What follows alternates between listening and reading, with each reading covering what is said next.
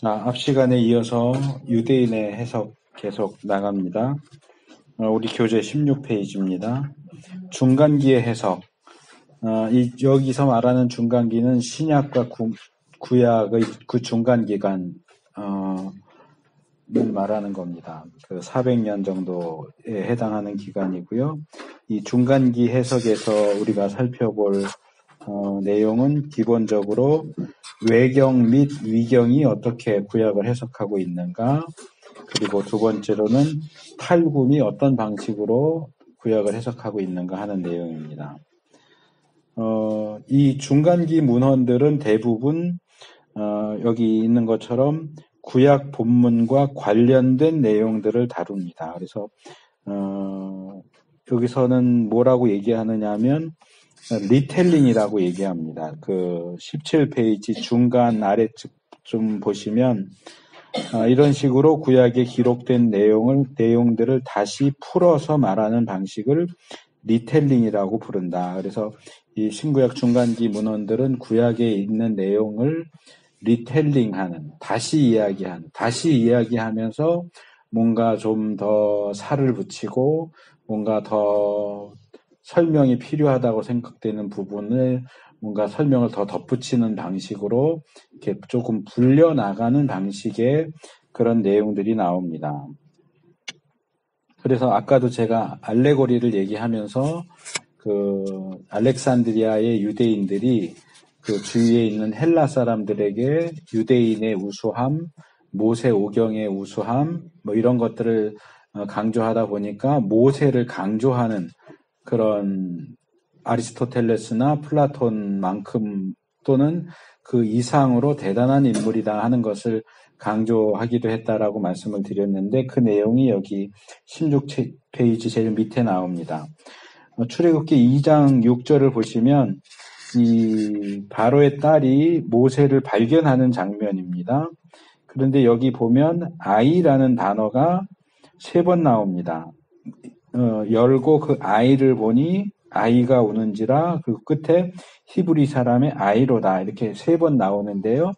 우리 성경에는 그냥 셋 다 아이라고 나오지만 이 히브리어 원문을 보면 첫 번째와 세 번째는 보통 아기, 갓난 아기를 가리키는 옐레드라고 하는 히브리 단어가 사용된 반면에 중간에 아이가 우는지라 할 때 이 아이는 나아르라는 단어가 사용됩니다. 그런데 이 나아르라고 하는 단어는 어린 아이부터 결혼하기 전에 청년까지 굉장히 넓은 연령대를 가리키는 용어예요.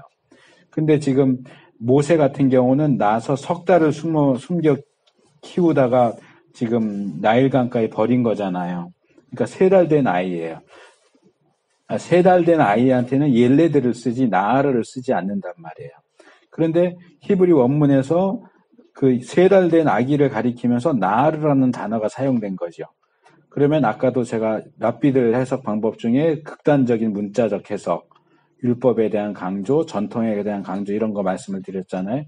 그러니까 왜 여기 나아르를 썼을까를 고민을 하는 거예요. 그러면은 왜 앞뒤에는 옐레드가 쓰여졌는데 왜 중간에 나아르가 쓰여졌느냐?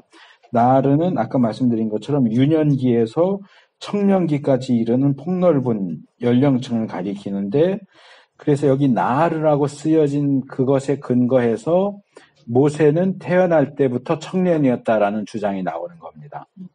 그러니까 우리나라에도 그렇고 외국에도 뭐 예를 들면은 그 부처가 태어났을 때 태어나자마자 뭐 했어요? 뭐 10발자국인가 이렇게 걸어가 갖고 손 이렇게 들고 천상천하 유아독전 이렇게 말했다 그러잖아요. 금방 태어난 애기가 어떻게 그러겠어요? 그게 뭘 얘기할까요? 위대한 사람은 날 때부터 뭔가 달랐다. 보통 사람과 달랐다. 우리나라도 뭐 주몽설하나 뭐 이런 거 보면은 그렇게 뭔가 비범한 것들이 있잖아요. 그러니까 그게 지금 모세에게 적용되는 거예요. 모세도 태어날 때부터 뭔가 달랐는데 어떻게 달랐느냐? 여기 나아르라는 단어를 쓴 거 보니까 모세는 날 때부터 태어나서부터 20대 청년이었다. 이렇게 보는 거예요. 그러니까 이걸 뭔가 우리가 들을 때는 뭔가 터무니없는 얘기를 하는 것 같은데 이 사람들 입장에서는 아무것도 없는데 우기는 게 아니에요. 뭔가 근거를 가지고 얘기를 해요. 근데 우리가 볼 때는 그거에 근거해서 이렇게까지 주장하는 건 좀 지나치다라고 보는 거죠. 근데 이 당시의 사람들한테는 이게 굉장히 자연스러운 성경 해석 방법이었다는 거죠. 그래서 여기 있는 것처럼 모세는 태어날 때부터 모습도 몸도 청년이었고 생각도 청년이었다. 아주 성숙한 상태로 태어났다.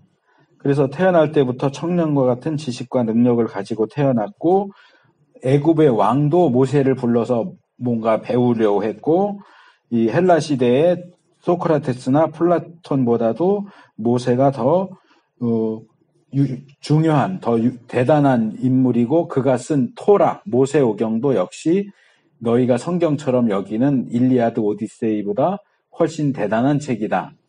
그러니까 뭔가 변증을 위해서 뭔가 강조를 하는데 그냥 한마디로 말하면 너무 뻥을 심하게 튀긴 거죠. 그래서 제가 그 뒤에도 또 나오지만 알레고리 얘기할 때 왜 그런 방법을 사용하게 됐을까라고 할 때 이유가 있다고 그랬고 그것이 변증적으로는 어느 정도 받아들일 만하다라고 하는 건데 이 변증적 이유라고 하는 것이 이런 고대의 알레고리 해석에도 나오고요. 이제 뒤에 가면 불투만의 비신화에 대한 말씀도 드릴 텐데 불투만의 비신화라든지 이런 어떤 우리가 볼 때는 지나치지 않느냐라고 말할 수 있는 그런 성경 해석 방법 내지는 주장과 관련할 때 이 변증적인 요소가 굉장히 강하다는 거예요. 그러니까 제가 신대원 다닐 때 제가 90학번인데 신대원 다닐 때는 총신에서 바루트에 바도 꺼내면 안 돼요. 불투만에 불도 꺼내면 안 돼요. 그런 완전히 쫓겨나는 완전히 반동분자예요.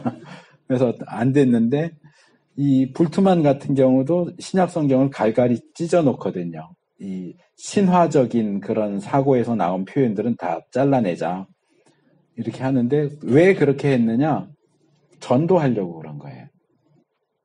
그러니까 이 알레고리 해석도 전도하려고 하는 거예요. 헬라인들을 전도하려니까 헬라인들에게 통하려고 그들의 수준에 맞춰서 하다 보니까 아까도 말씀드린 것처럼 헬라인들은 신의 말씀이면 알레고리 해석이 가능해야 한다라는 생각을 갖고 있기 때문에 모세오경도 알레고리로 해석이 가능해. 이거 봐. 그러면서 실제로 그런 방식으로 해석을 하면서 모세오경도 하나님의 말씀이야라는 걸 강조하면서 헬라인들에게 유대교 사상을 전하려고 하는 목적에서 전도를 목적으로 해서 이 알레고리 해석이 되어진 거고요. 불투만 같은 경우도 이 근대 현대의 과학적 사고방식을 가진 사람들에게 신화적인 내용으로 접근하면 아예 들으려고 하지도 않으니까 신화적인 건 빼고 과학적 상식을 가진 사람들이 맞아라고 할 수 있는 그 수준에서 복음을 전하자 해서 비신화를 하는 거거든요. 그래서 여기서 우리가 생각을 좀 해야 될 것이 많은 분들이 그 주장을 해요. 교회의 최고의 사명은 전도다, 선교다라고 하시는데 과연 그것이 최고의 사명일 수 있느냐? 전도를 위해서 성경을 갈기갈기 찢는 게 가능하냐? 이 해석의 역사를 살펴보면 그것들이 잘못됐다라고 하는 것을 볼 수 있어요. 그렇게 하면 안 되는 거예요. 전도를 위해서, 선교를 위해서라고 해도 말씀을 왜곡시키거나 변경시키거나 하는 것은 잘못된 것이다. 그 부분을 토착화, 우리나라도 이제 토착화 신학하고 벌써 한 10년도 넘은 것 같은데 이 감리교에서 그 변선한 교수가 예수피나 돼지피나 뭐가 다르냐 뭐 이런 이게 다 그 감리교에서 말하는 그 토착화 신학의 영향이거든요. 그래서 성찬식도 떡과 포도주로 하지 말고 백설기하고 막걸리 갖고 하자. 우리는 그런 시기에 왜 우리가 포도주하고 떡으로 하냐. 우리식으로 하려면 막걸리하고 백설기 갖고 하는 게 맞다. 뭐 이런 식으로. 뭐 그 정도는 애교라고 봐줄 수 있는데 그 이상으로 너무 넘어가니까 현대인들한테 왜 자꾸 혐오스럽게 피 그러느냐. 피 얘기하지 마자. 그래. 예수의 피가 뭐 대단하다고 돼지의 피하고 뭐가 다르다고 자꾸 예수의 피 그러냐 이거죠. 그러니까 그런 맥락에서 나오는 얘기거든요. 그러니까 그게 다 뭐냐? 불신자들에게 복음을 전하기 위해서는 그들의 수준에 맞춰져야 되는데 그들의 수준에 맞추다 보니까 우리가 버리면 안 되는 것까지 자꾸 깎아버리는 거예요. 디스카운트를 너무 많이 해줬어요. 이 원가 이하로 팔수록 손해잖아요. 그러니까 결국 그런 손해보는 일을 알레고리도 그렇게 하는 거고 비신화도 그런 거고 턱착화 신학도 그런 거고 그런 식의 모습들을 굉장히 많이 보게 됩니다. 그러니까 동기만 보면 좋아요. 건전해요. 복음 전파를 위해서니까. 근데 복음 전파를 위해서 우리가 뭐든지 할 수 있느냐. 이 부분에 있어서는 우리가 좀 고민해야 될 부분입니다. 그래서 외경 및 위경의 해석을 보면 여기 솔로몬의 지혜서라고 하는 그 외경에 나오는 내용인데요. 이 출애굽 사건을 얘기합니다. 출애굽 사건을 얘기하는데 여기 두 가지 부분, 하나는 20절에 나오는 이구동성으로라고 하는 표현이고요. 그러니까 그 홍해에서 애국 군대를 물리치신 하나님에 대해서 찬양을 하는데 그 보호해 주신 데 대하여 이구동성으로 감사의 노래를 불렀다 하는 내용하고 21절에 벙어리들의 입을 열어주셨다 라고 하는 표현이 나오는데 정작 그 홍해 도화 사건을 기록한 출애굽 본문에는 이런 내용들이 나오지 않는다는 거죠. 그러면 외경에서는 뭐에 근거해서 이런 이야기들을 덧붙이고 있느냐? 이 외경을 쓴 유대인의 입장에서는 자기가 성경적으로 해석하고 있다고 주장을 했을 거예요. 다 근거가 있다고요. 어떤 근거냐? 일단 이구동성으로라고 하는 건 왜 나오느냐 하면 우리가 가지고 있는 성경 출애굽기 15장 1절에 보면 모세와 이스라엘 자손이 이 노래로 여호와를 노래했다라고 나오죠. 그런데 모세와 이스라엘 자손이 그러면 주어가 단수입니까? 복수입니까? 주어가 복수가 되죠. 모세와 이스라엘 자손이 노래했다. 그럼 우리나라 말은 이게 없잖아요. 단수 복수 구분이. 영어만 해도 단수 복수 구분이 있잖아요. 그러면 여기 노래했다 sing이 단수로 사용돼야 합니까? 복수로 사용돼야 합니까? 복수로 사용돼야 하는데 히브리 원문을 보면 주어는 복수인데 동사가 단수로 나온다는 거죠. 그럼 왜 단수로 나오느냐? 결론은 모두 똑같이 한 목소리로 이구동성으로 노래했기 때문이다. 이렇게 나오는 거예요. 동사가 단수이기 때문에 이구동성으로 거기에 그러니까 어디 성경에 이구동성으로가 어디 나왔어? 그러면 얘기하는 거예요. 봐 여기 노래했다라는 동사가 단수로 되어 있잖아. 그러니까 이게 옳은 해석이냐? 그건 별개의 문제예요. 그 사람들은 그게 옳다고 믿고 그렇게 주장을 한 거예요. 이렇게 기록까지 남긴 거예요. 그 다음에 벙어리가 입을 열었다. 벙어리 얘기가 출애굽기에 나오질 않거든요. 14장, 15장에. 근데 이것도 출애굽기에 나온다고 봐요, 이 사람들은. 왜 그러냐? 바로의 군대가 뒤에서 막 쫓아오니까 이스라엘 백성들이 막 두려워하면서 원망을 하잖아요. 그때 모세가 뭐라 그럽니까? 너희들은 다 잠잠히 해라. 하나님이 너희를 구원하시는 건 너희들 보기만 하면 돼. 시끄럽게 하지 말고 조용해. 그러니까 조용히 해. 한 그 순간 그게 조용히 하다라고 하는 이 단어가 벙어리가 된다라는 뜻이 있어요. 그러니까 벙어리가 말을 못하니까 조용하잖아요. 그러니까 거기에서 끄집어내서 모세가 조용히 해 하는 순간 그 시끄럽게 떠든 사람들이 다 벙어리가 됐다는 거예요. 벙어리가 됐는데 벙어리가 된 사람이 뒤에 가니까 찬양을 하잖아요. 어떻게 벙어리가 찬양을 해요? 그러니까 벙어리 됐던 입이 열렸다. 그러니까 굉장히 논리적이죠. 그래서 이 시대 사람들은 다 정말 성경을 낱낱이 다 뜯어가지고 봐요. 이게 단수냐 복수냐 이런 것까지 다 보면서 조금 이상한 것만 나오면 이게 왜 이렇게 됐을까를 고민하면서 나름대로 제 표현을 쓰자면 소설을 쓰는 거예요. 그 성경을 해석한다고 하면서 사실은 소설을 써요. 근데 이거 순 엉터리네. 근데 아니 이거 다 성경에 나오는 얘기야. 이게 유대인들이. 성경에 나오는 얘기야 하고 얘기를 하는 거예요. 근데 그런 부분들을 과연 그렇게까지 끌어올려서 해석하는 것이 가능하냐라고 할 때 우리가 성경을 자세히 봐야 하는 건 물론 필요하지만 거기에 너무 이 성경 읽는 사람의 상상력이 들어가면 본문이 얘기하고자 하는 걸 얘기를 해야 되는데 내가 얘기하고 싶은 걸 거기다 자꾸 집어넣으면 안 된다는 거죠. 아까도 뭐 숙제, 뭐 주해 숙제가 있다 뭐 그런 얘기를 하시던데 주해가 영어로 뭡니까? 엑세제시스라고 합니다. 이게 헬라어 단어에서 나온 거거든요. X가 무엇으로부터라는 뜻이에요. X. 그래서 게시스는 끌어온다. 그러니까 무엇으로부터 끌어온다. 그러니까 끌어낸다 그런 뜻이에요. 이 안에 있는 것에서 의미를 여기서 끌어내는 게 주해예요. 엑세제시스예요. 근데 많은 경우 반대로 에이세제시스를 합니다. 에이스는 무엇 안으로 into예요.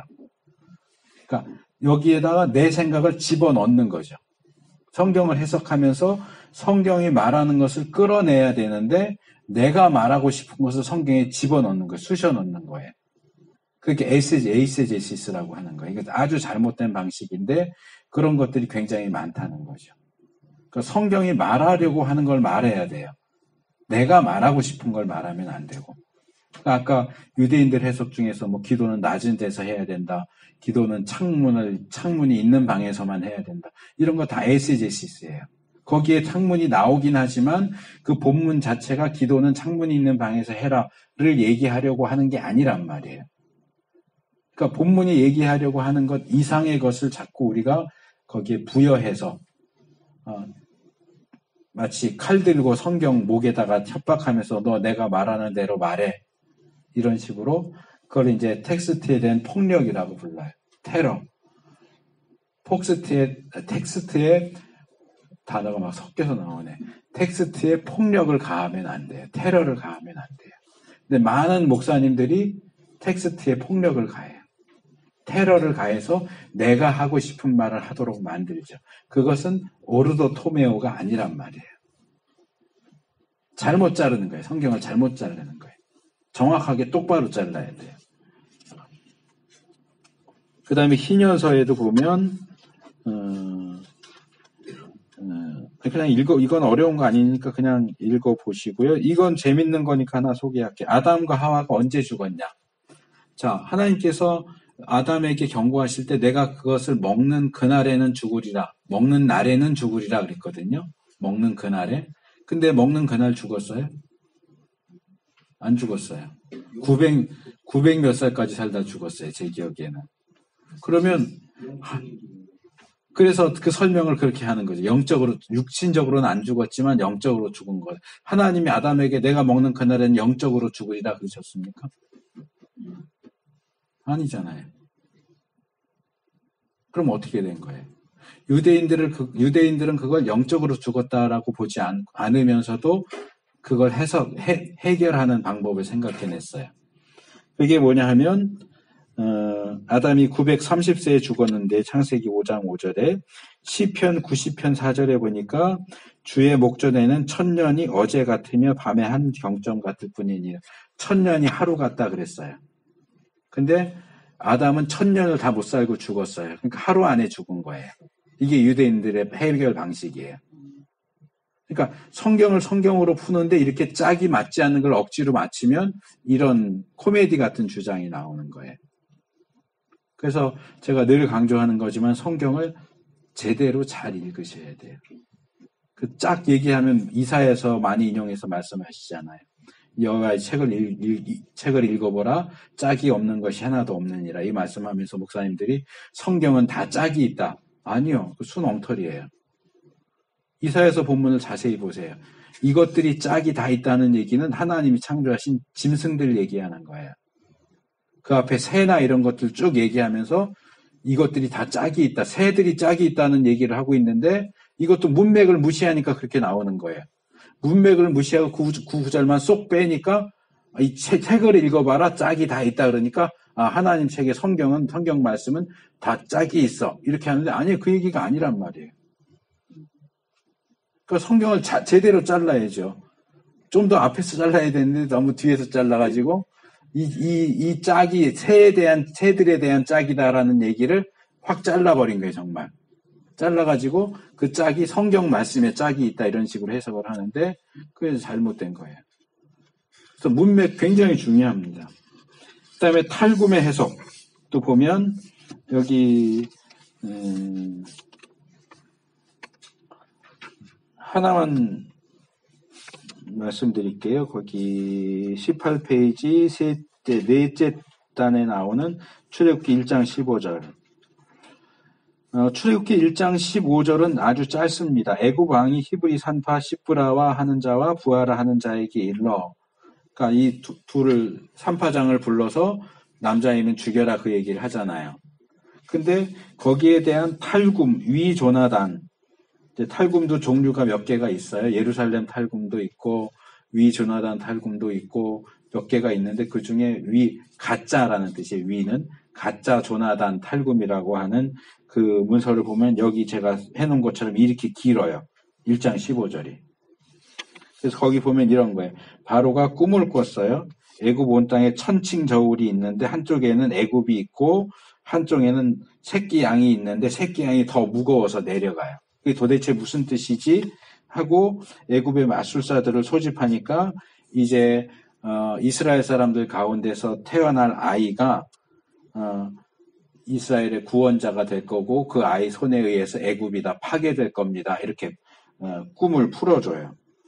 그래서 이제 부른 거예요. 시브라와 부하를 불러가지고 남자를 죽여라라고 명령한 이유를 설명해 주는 거예요. 왜 갑자기 뜬금없이 이 산파들을 불러서 남자아이를 죽여라라는 명령을 했을까라고 고민하다가 거기에 대한 해답을 여기다 집어넣은 거예요. 설명을. 그런데 더 웃기는 것은 이 탈굼에는 보면 이 시브라는 사실은 요게벳이고 그 딸인 부하는 요게벳의 딸인 미리암이 그 사람들이다라고 전혀 말도 안 되는 얘기를 집어넣어놨어요. 그래서 이 구전 전승 내지는 이 탈굼은 그래서 성경 원문을 이해하고 번역하는 데는 많이 사용되지는 않습니다. 그러니까 전설의 고향 같은 얘기들이 너무 많이 들어가 있어요. 이 탈굼에는.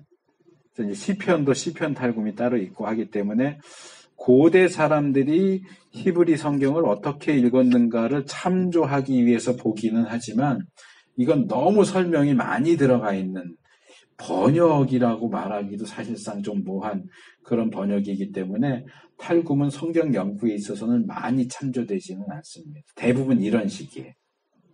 그러니까 우리가 가지고 있는 정경 성경이 짧게 얘기하고 있는데 그걸 설명하느라고 막 이야기를 꾸며갖고 부풀려갖고 이만큼 크게 뻥튀기 해갖고 해놓은 그런 식이에요.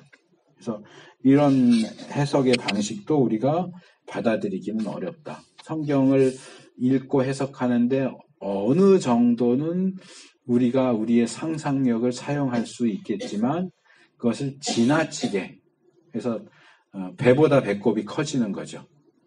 본문의 의미를 완전히 바꿔 놓을 정도의 그런 상상력을 사용하고 해석하는 건 그건 문제가 있다 하는 것을 여기서 볼 수 있습니다. 그 다음에 4강으로 넘어가면 유대인들의 성경 해석에서 이제 드디어 구약 시대에서 중간기를 건너서 이제 예수님이 사시던 시대의 유대인들은 성경을 어떻게 해석했는가. 첫째로 문자적 해석입니다. 이건 아까도 나왔던 건데 이제 자꾸 겹치니까 내용이 이제 비슷한 내용들이 나옵니다. 페샤트는 문자적인 해석이고 그냥 아주 단순한 해석입니다. 그러니까 여기서 뭐 가 그랬으면 가라는 얘기구나 이렇게 그냥 아주 단순하게 해석을 하는 거고 이게 사실은 제일 좋은 해석이기는 해요. 두 번째가 미드라시적 해석입니다. 이 미드라시는 앞에서 제가 자세하게 얘기 안 하고 넘어갔는데 이 다라시라고 하는 동사에서 나온 거예요. 다라시는 밟다, 자주 가다, 찾아간다, 문의하다 그런 뜻인데 그러니까 주어진 구절을 가지고 끊임없이 생각하는 방식이에요. 랍비들의 성경 해석 방식. 미드라시적 해석. 그러다 보니까 결국 어디로 넘어가느냐 하면 거의 상상 소설을 쓰는 그런 수준으로 넘어가게 됩니다. 그래서 거기 미드라시적 해석 둘째 단락에 보시면 오히려 공상적인 것을 추구하는 해석이 주류를 이루게 된다. 그래서 본문 가운데 나타나는 단어나 구문들이 그 안에서 제시하는 의도와는 상관없이 추가적인 의미를 부여하는 해석. 아까 말한 거. 뭐 창문이 있는 방에서 기도했다. 그러니까 기도할 때는 항상 창문이 있는 방에서 해야 된다. 뭔가 본문이 얘기하지 않는 걸 추가시키잖아요, 자꾸. 그 다음에 같은 단어나 구문들을 가지고 있는 본문들을 그것들이 같은 사상을 가지고 있는지 없는지를 고려하지 않고 서로 결합시키는 해석. 요런 거 제가 실제로 본 적이 있어요. 제가 아는 어느 집사님이 이 계양동 쪽에 어느 교회에서 세미나 하는 데를 갔다 왔는데 너무 좋다고 그러더라고요. 되게 성경적이라고 그러면서 저보고 보라고 강의안을 한번 빌려줬어요. 그래서 봤다가 제가 내던질 뻔했는데 남의 책이라서 그냥 놔뒀는데 거기 무슨 얘기가 나와? 성경을 인용을 많이 하기는 하는데 거의 지금 여기 두 번째 얘기하는 그 내용이에요. 하나님께서 시내산에서 모세를 처음 만나셨을 때인데 모세가 불타는 가시떨기나무 불꽃을 보고 가까이 가죠. 하나님 뭐라 그러세요? 가까이 오지 말아라. 그건 거룩하다. 그 다음에 너 신을 벗어라. 그럼 신을 벗어라 하는 건 무슨 얘기일까요? 그 세미나를 하는 그분도 목사님이라고 하는데 그분은 거기서 어디로 가냐면 룻기로 가요. 룻기로 가면서 신을 벗은 자 얘기를 해요. 갑자기. 그러니까 형이 자식이 없이 죽으면 동생이 형수를 취해서 대를 이어주게 해야 되는데 그 형사 취수제에 그 의무를 행하지 않는 자는 신발을 벗어서 주게 돼 있고 룻기에는 그 분위기가 별로 나타나지 않는데 신명기에 보면 그것은 형제의 의무를 다하지 않는 아주 나쁜 놈 그렇게 수치를 당하도록 돼 있거든요. 그래서 그런 형제의 의무를 하지 않는 사람에게 주어지는 수치스러운 별명이 신을 벗은 자예요. 근데 모세 이야기에도 신을 벗는다는 내용이 나오고 룻기에도 신을 벗는다는 내용이 나오니까 신을 벗는다는 같은 표현이 나오기 때문에 이 두 개를 연결시키는 거예요. 그런 멍청한 방식을 이 당시 유대인들이 했는데 오늘날 한국교회 목사도 그런 사람이 있다고요. 근데 성경을 많이 얘기하니까 되게 성경적이래요. 성경을 많이 얘기해서 성경적인 게 아니에요. 성경을 제대로 풀어야 성경적인 거예요. 성경을 아무리 갖다 쓰면은 뭐해요? 이단은 성경 얘기 안 하나요? 이단만큼 성경 얘기하는 사람이 어디 있는데요? 그래서 초대교회 이후 중세나 이때 넘어가면 교도들의 성경 해석에 그게 나와요. 그 당시에 이단인 대표적인 이단이 아리우스 이단이거든요. 예수님과 하나님이 동일 본성을 가지고 있지 않았다라고 하는 주장을 하는 유사본질 얘기해서 이오타 논쟁이 400년 동안 지속되거든요. 아리우스하고 아다나시우스하고. 근데 이 아리우스가 그 당시에 정통 신학자들보다 훨씬 더 많이 성경을 인용합니다. 그러니까 터툴리안인들라든지 이런 초대교회 교부들이 뭘 고민하느냐 하면 우리들의 전용물인 성경을 이단들이 성경을 사용할 권리가 있느냐? 그들에게 그런 권리를 주면 안 된다. 그렇게 주장합니다. 그러면서 나오는 게 교리적 해석이 나오는 거예요. 교회의 가르침, 교회에서 가르치는 교리와 어긋나는 성경 해석을 하면 안 된다. 그것도 그 동기와 이유는 이해할 만해요. 뭐 소위 말하는 개나 소나 다 성경 끌어다가 쓰면서 엉뚱한 소리 하니까 여호와의 증인이 무슨 권리로 성경을 지들 마음대로 써요. 몰몬교가 성경을 왜 지들 마음대로 써요. 하나님의 교회가 하나님의 이름을 아무데나 갖다 그렇게 써도 돼요? 그거 못 쓰게 하고 싶잖아요. 우리 입장에서는. 그걸 저도 가끔 설교하다 하나님의 교회 이름에서 흠칫흠칫해. 왜 하나님의 교회가 이단이 있으니까.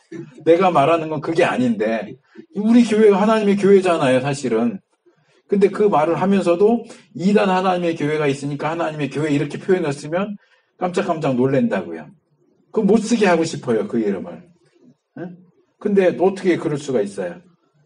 지들이 쓰겠다는데. 그러니까 그런 것들을 금지시키려고 하는 그런 움직임이 교부 시대 때부터 있었어요. 초대교회 때부터. 근데 뭐 우리가 아무리 우리 권리라고 주장해도 지들이 갖다 훔쳐 쓰는데 어쩌겠어요. 근데 보면 이단들이 정통 신학자들보다 성경을 더 많이 인용을 하니까 오히려 정통 신학자들은 성경을 인용하기보다는 교리와 신학 쪽으로 흘러가는 그런 흐름이 교회 역사 속에서 있었거든요. 어쨌든 그래서 이렇게 그냥 단어만 같이 나온다고 연결시키면 안 되는 거예요. 이게 같은 의미인지 아닌지를 파악을 하고 그걸 연결을 해야지. 여기 나오는 그렇게 하는 분들이 굉장히 많아요. 서신서 설교하면서 같은 단어가 여기도 나오고 저기도 나오니까 이거 그냥 무조건 연결해. 같은 단어가 나온다고. 같은 단어가 나온다고 해서 꼭 같은 의미인 게 아니거든요. 그 다음에 세 번째, 어떤 문법적인 것을 택하여 거기에 특별한 해석적 의미를 부여하는 거. 아까 말한 주어가 복수인데 왜 동사가 단수가 사용됐느냐. 그 의미를 부여하는 거예요.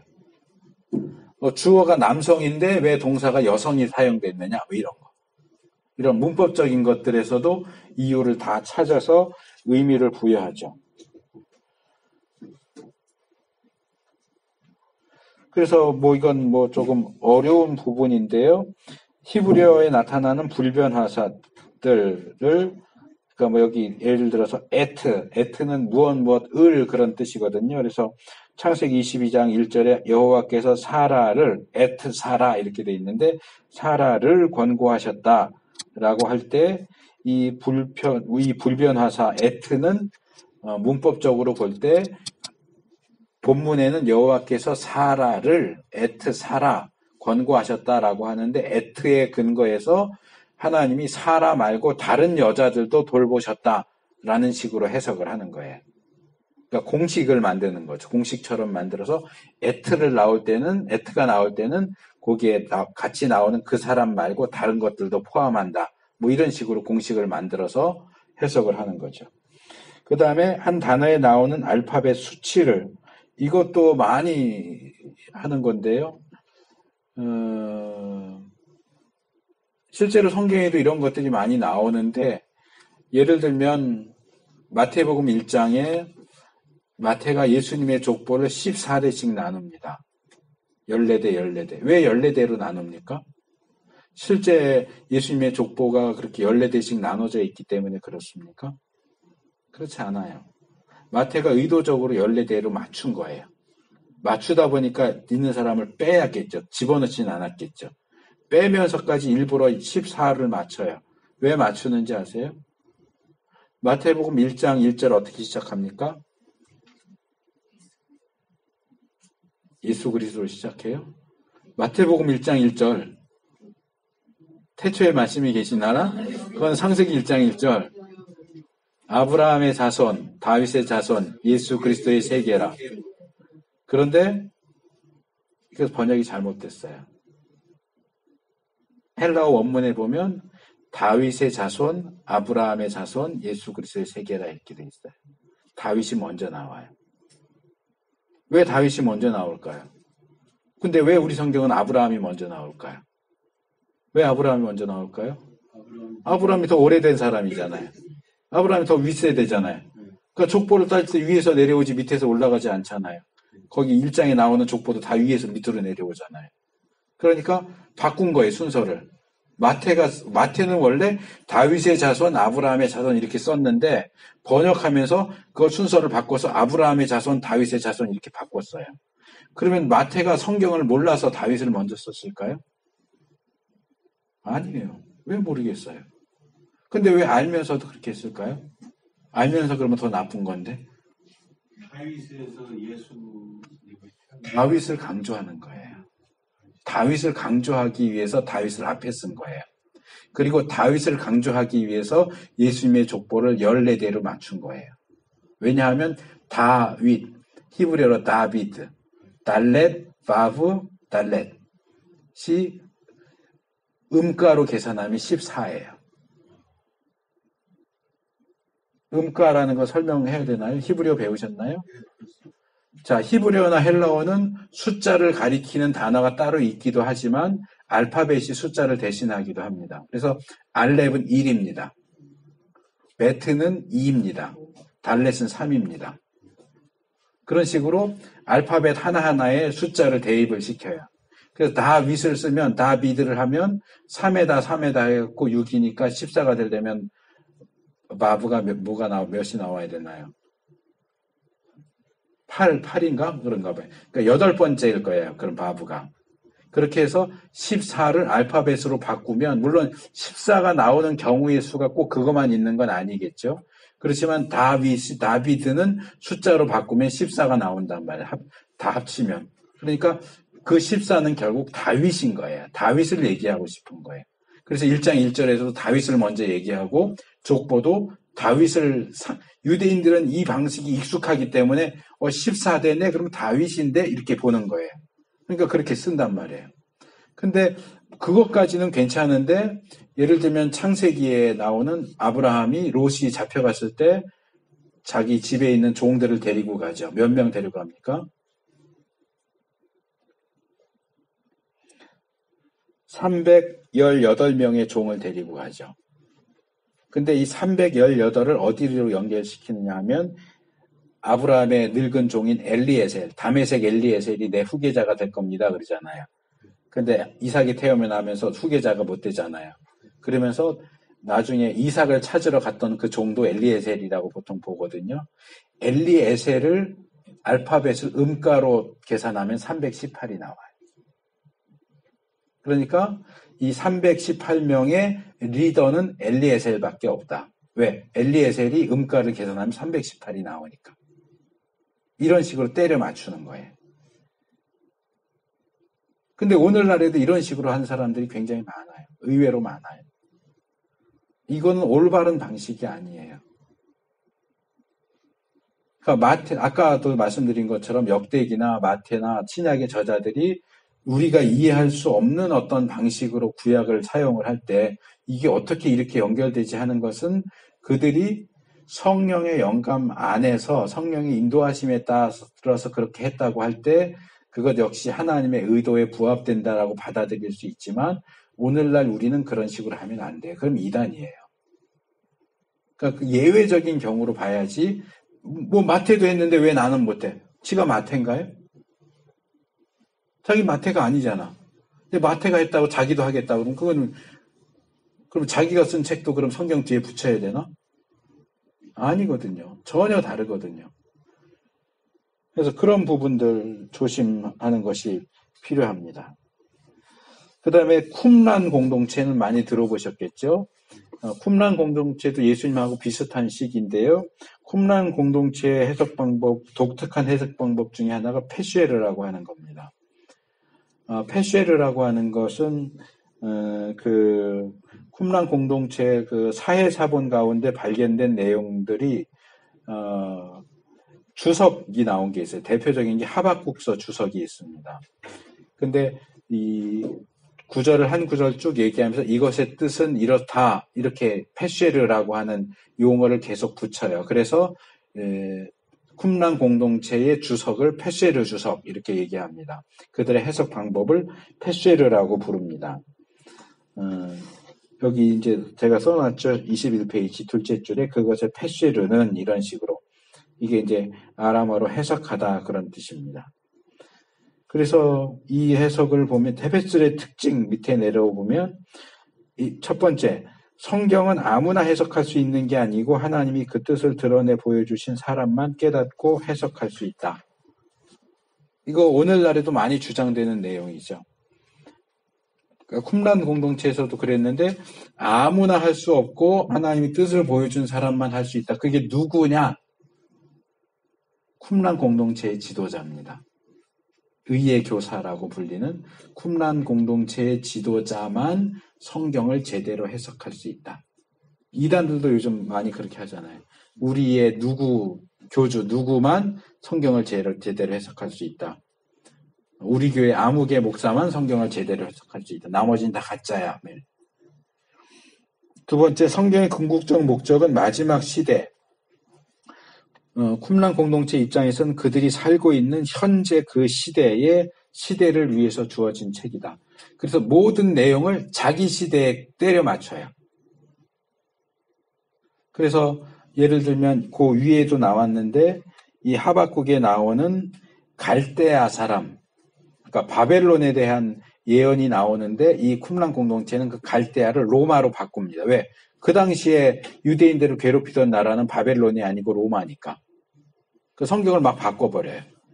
갈대아라고 돼 있는데 이 갈대아가 의미하는 것은 로마다. 이런 식으로.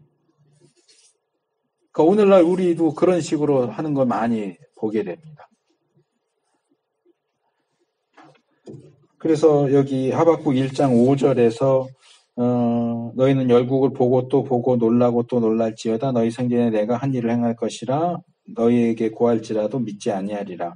여기 열국이라는 것과 믿지 아니하리라에 대한 다양한 해석이 나옵니다. 이 당시에도 한 본문이 여러 가지 의미를 가진다라고 그렇게 생각을 했어요. 그래서 열국은 1차적으로 거짓 제사장들과 함께 했던 진실하지 못한 사람들. 이 쿰란 공동체가 원래는 제사장 계통 사람들인데 예루살렘의 패권을 쥐고 있는 현재 제사장 그룹과 권력 다툼을 하다가 쫓겨난 걸로 그렇게 추측이 돼요. 그러니까 쫓겨나서 자기들끼리 광야에 들어가서 지들끼리 지지볶고 산 거예요. 그러면서 우리를 쫓아낸 저 나쁜 현재 예루살렘에서 권력을 잡고 있는 그 제사장 무리들이 그 나쁜 놈들이다. 그렇게 보는 거죠. 그리고 믿지 아니하리라 하는 것은 우리 쿰란 공동체의 의의 교사를 통해서 가르쳐지는 내용이 그 나쁜 놈들은 받아들여지지 않는다는 얘기다. 그러니까 전혀 본문의 배경과 역사적 상황과 하박국 상황과 전혀 상관없이 자기네 시대에 적용을 하는 거예요. 그러니까 이 구절을 지금도 우리가 패시르식으로 적용하면 이런 거죠. 지금 제 설명 잘 듣지 않고 좋은 사람은 여기 말하는 열국이에요. 이런 식의 이 하박국 선지자가 바로 한 전도사님을 위해서 이 말씀을 쓰신 겁니다. 이렇게 되는 거예요. 패시르는. 그래서 모든 기록을 자기 시대에 자기에 관련된 상황, 자기와 관련된 사람들에게 적용하는 거예요. 지금도 그렇게 하는 사람들 많아요. 그 다음에 두 번째는 열국은 새 언약에 신실하지 않은 사람들이다. 그러니까 이 새 언약에 신실하지 않은 사람들은 누구냐? 쿰란 공동체에 따라왔다가 결국 배반하고 떠난 사람들. 다시 나 돌아갈래? 그러고 돌아간 사람들. 세 번째는 마지막 때 종말에 신실하지 않은 사람들. 폭력을 행하는 사람들. 언약을 깨트리는 사람들이다. 여기 폭력을 행한다 하는 말은 원래 하박국 본문에 나오지 않는데 이게 성경은 아무나 해석하는 게 아니고 하나님의 뜻을 보여준 사람만 할 수 있다 그러잖아요. 그러다 보니까 그걸 어떻게 교묘하게 활용하냐면 이렇게 하는 거예요. 여기 본문에 놀란다라는 말이 나와요. 2번 나왔죠. 이 놀란다라는 말이 히브리어로 타마예요. 타마가 썼는데 이 타마하고 동의어가 아라츠라는 단어가 있어요. 동의어 있잖아요. 그러니까 본문에는 타마가 쓰여졌지만 타마나 아라츠나 비슷한 뜻이란 말이에요. 그러니까 이 타마를 아라츠로 바꿔요. 타마 대신 아라츠를 넣고 아라츠에다가 요드라고 하는 히브리 알파벳을 집어넣으면 아리츠가 되는데 이 아리츠가 바로 폭력을 행한다 그런 뜻이에요. 그러니까 본문에 나오는 단어를 다른 단어로 바꾸고 그 단어에다 스페링 하나를 더 집어넣어서 완전히 엉뚱한 단어를 만들어요. 그렇게 성경을 해석하는 게 가능하냐? Yes. 우리의 의의 교사는 가능해. 이렇게 보는 거예요. 왜? 우리의 의의 교사는 하나님이 빛을 비춰주신 유일한 분이니까.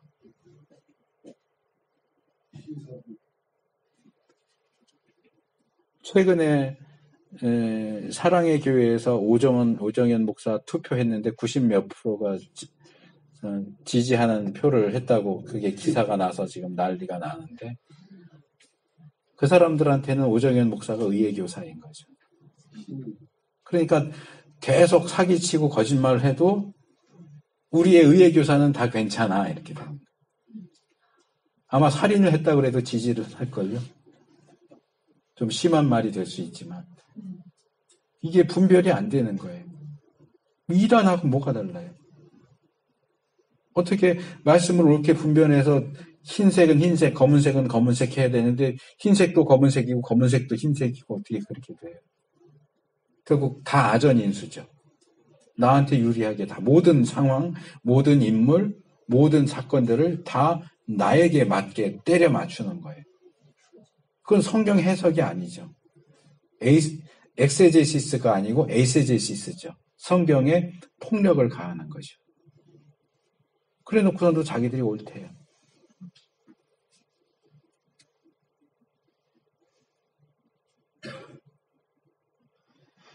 그래서 지금 우리가 볼 때는 이 페쉐르 방법은 정말 말도 안 되는 방법으로 보이지만 문제는 그 당시에 그 사람들한테는 이게 최고의 방법이었다는 거지.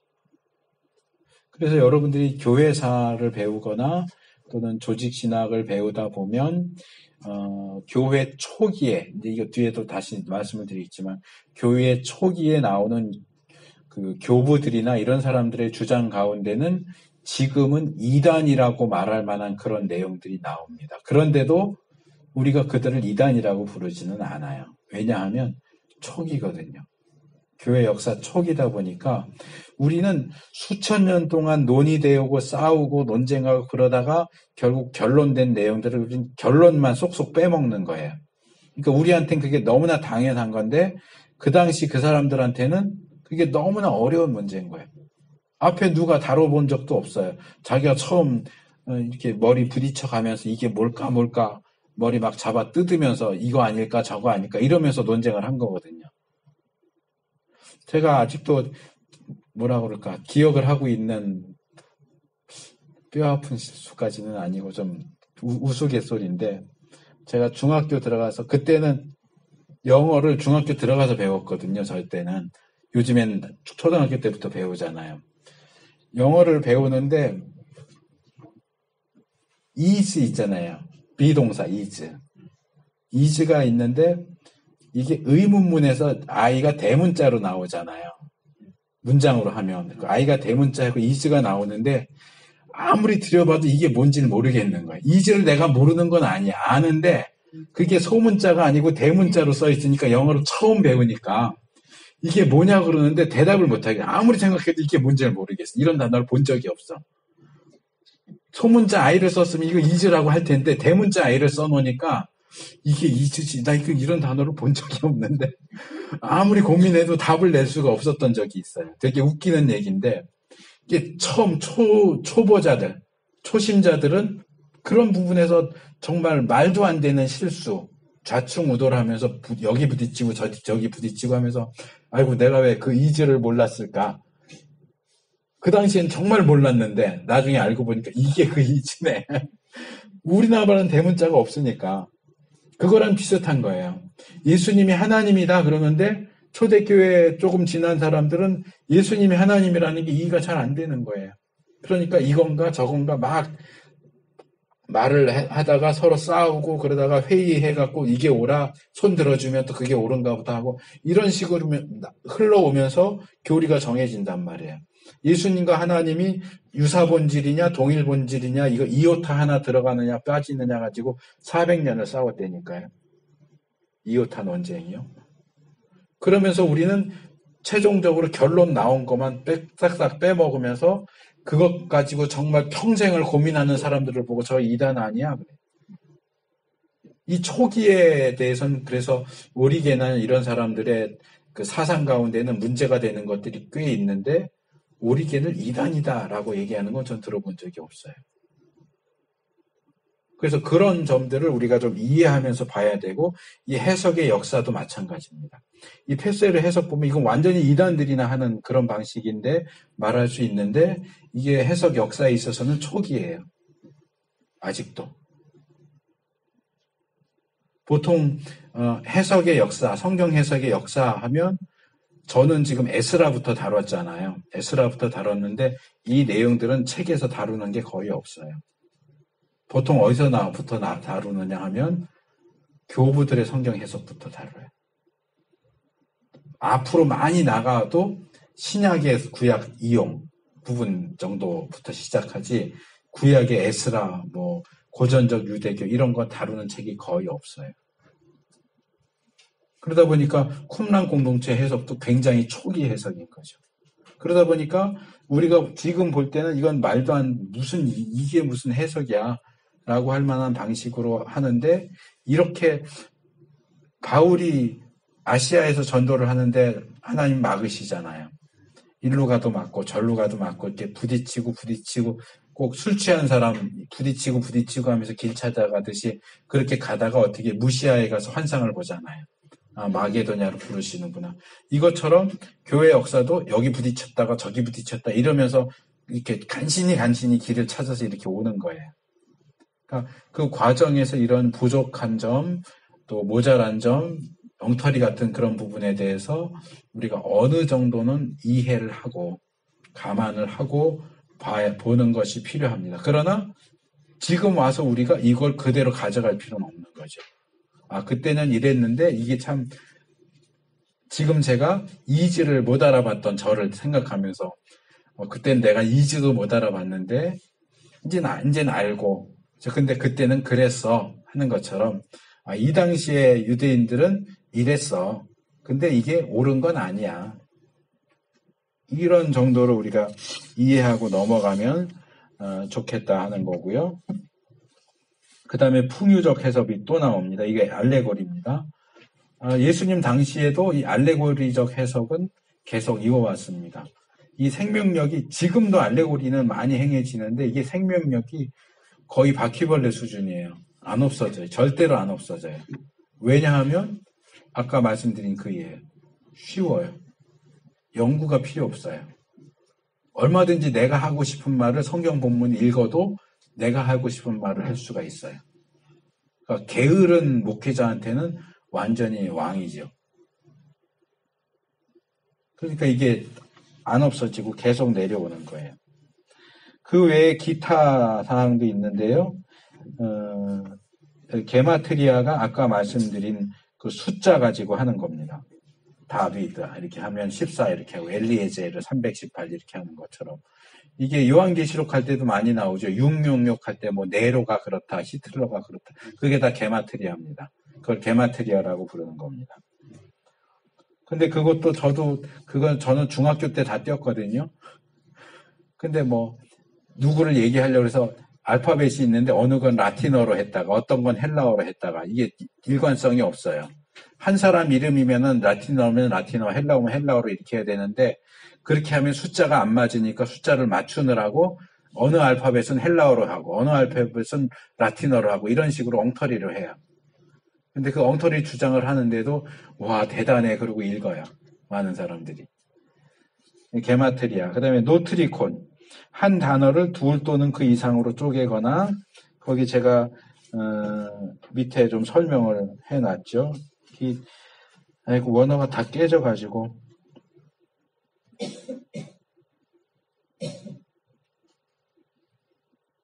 여기 제가 다윗도 얘기해놨네. 26번 각주에 달렛은 네 번째 알파벳이라서 4고요. 바브가 6입니다. 그래서 4 더하기 숫자 잘못 썼네. 4 더하기 6 더하기 4인데 4 더하기 6 더하기 6이라고 그랬네. 4 더하기 6 더하기 4 그래서 14 다비드 이렇게 되고요. 그 다음에 히브리 성경이나 헬라어 성경에 원래 띄어쓰기가 없어요. 그냥 쭉 썼어요.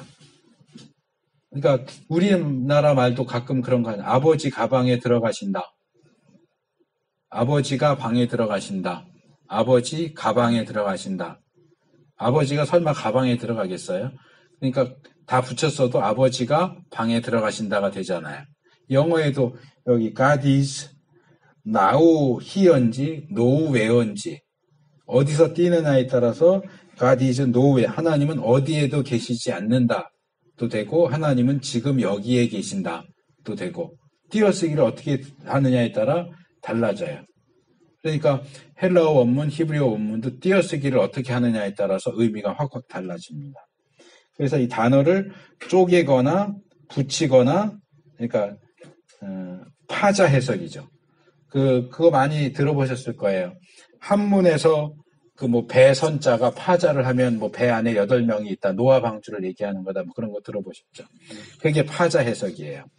근데 요즘에는 히브리어도 파자 해석을 하는 사람들이 많아요. 근데 그렇게 하면 안 돼요. 파자 해석 그리고 합자 해석이라고 누가 그렇게 하더라고요. 떨어져 있는 걸 억지로 붙여가지고 또 의미를 부여하는 그런 방식. 한 단어의 모든 글자를 세 문장의 다른 단어들의 여러 글자로 사용해서 새로운 문장을 제시한다. 그래서 여기 뭐 대표적인 게 물고기, 그 초대교회 상징 물고기 있잖아요. 익투스라고 해요. 익디스. 첫 글자를 따면 예수 그리스도 하나님의 아들 구원자 첫 글자를 따서 물고기를 가리키는 익디스로, 그래서 물고기를 기독교의 상징으로 쓰죠. 또 테무라라는 것도 있고요. 소드라는 것도 있고요. 소드는 풍유적 해석하고 비슷한 겁니다. 이렇게 일반적이지 보편적이지 않지만 뭔가 좀 이런 신비적인 해석들도 유대교 안에서 행해졌다 하는 거고요. 그 다음에 5강으로 넘어가서 신약의 구약 사용. 이 시간에 6강까지 해야 되는데 일단 5강까지가 목표입니다. 자, 신약의 구약 사용도 역시 구약의 구약 사용, 성경 내 해석처럼 문제가 많습니다. 일단 예수님이 구약을 사용하셨을 때 어떻게 하셨는가? 예수님은 주로 10분 전에 까먹었습니다. 꽉 채웠습니다. 깜짝 놀랐죠. 여기까지 해야 되는데. 네, 그럼 일단 쉬고 하겠습니다.